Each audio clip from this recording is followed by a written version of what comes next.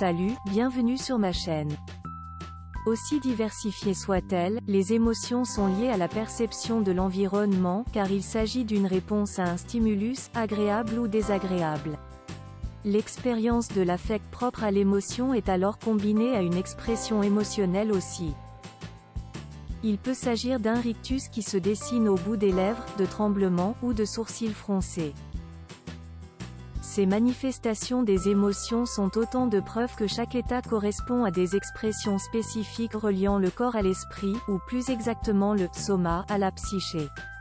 C'est ainsi que la douleur peut également devenir la manifestation de certains états émotifs. L'origine étymologique grecque du soma renvoie au corps, en lien avec l'émotion. On parle alors de « somatiser », c'est-à-dire attribuer des caractéristiques physiques à un état psychique, dans lesquelles l'émotion se projette si elle n'est pas exprimée. Sigmund Freud disait à ce sujet que « les émotions que l'on n'exprime pas ne meurent pas. Elles sont enterrées vivantes et reviennent nous hanter plus tard sous une autre apparence.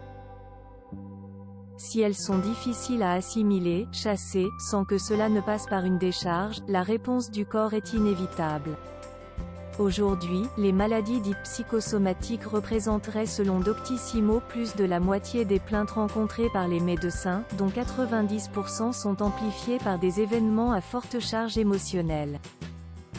Néanmoins, si le lien entre le corps et la psyché semble se définir de plus en plus depuis les théories freudiennes, cela va de soi qu'il est nécessaire d'écarter toute origine physiologique ou organique des maladies. Les maladies psychosomatiques. L'émergence des maladies psychosomatiques est liée à une défense immunitaire amoindrie, comme si le corps faiblissait sous les fortes charges émotionnelles répétitives et qu'il baissait la garde. Un état de détresse psychologique, un traumatisme ou l'exposition à un stress aigu peuvent mener à ce que les sécrétions de cortisol réduisent la capacité du corps à faire face aux agressions externes en affaiblissant son système immunitaire. Si les émotions négatives ne sont pas extériorisées, canalisées ou déchargées, elles peuvent tout à fait se localiser dans certaines zones du corps et provoquer plusieurs troubles. Les troubles gastriques sont d'ailleurs souvent liés à l'anxiété. Les affections de la peau, si elles ne sont liées à aucune agression externe ou à une infection virale ou bactérienne, peuvent être liées à un état de détresse psychologique, tout autant que la transpiration excessive. Voici 10 douleurs liées à un état émotionnel intense. 1. Les maux de tête. Lorsqu'on est stressé ou anxieux, il arrive que les céphalées deviennent très fréquentes, surtout en cas d'insomnie. Les douleurs sont généralement diffuses au niveau du front, des tempes ou de la nuque. Le repos est nécessaire pour y faire face. 2. Les douleurs de dos. Si les douleurs apparaissent au niveau du dos, cela a probablement un lien avec la charge de travail et les responsabilités.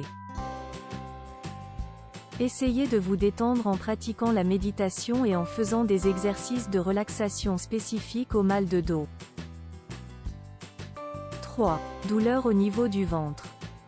Si vous souffrez de troubles gastriques qui n'ont aucune origine physiologique, il est probable que cela soit dû à l'anxiété. Le système digestif est considéré comme le deuxième cerveau du corps tant il est riche en terminaisons nerveuses. 4. Douleurs musculaires. À moins que vos courbatures ne soient dues à un effort physique intense, les douleurs musculaires peuvent être le retour du refoulé, c'est-à-dire que les émotions que vous n'avez pas exprimées tendent à réapparaître sous cette forme. 5. Au niveau des mains, les douleurs au niveau des mains renvoient à un registre relationnel. Les poings serrés lorsqu'on est en colère, dénotent éventuellement d'un repli social par exemple. 6. Douleurs au cou. Le cou peut subir également des tensions dont l'origine est psychologique, surtout lorsqu'on est dans l'incapacité d'exprimer des désirs, provoquant ainsi des blocages ou des torticolis. 7. Au niveau des épaules. Penser aux autres et se délaisser soi-même, endosser plusieurs responsabilités à la fois peut provoquer des douleurs au niveau des épaules. 8. Douleurs à la hanche. Lorsque localisés au niveau de la hanche, ces mots renvoient à une peur liée au changement, surtout lorsqu'on résiste à s'éloigner des repères ou de sa propre zone de confort. 9. La gonalgie. La gonalgie ou la douleur des genoux, lorsqu'elle n'est pas organique, renvoie également à la résistance au changement et au lâcher-prise, étant donné que le genou représente le déplacement et le mouvement. 10. Les rages de dents. Elles représentent trop souvent l'hésitation face aux grandes décisions de la vie et des difficultés à communiquer, étant donné que la bouche est la scène de la parole et du langage. Si vous trouvez cette vidéo utile, partagez-la et abonnez-vous à la chaîne ci-dessous. Au revoir et à bientôt dans la vidéo suivante.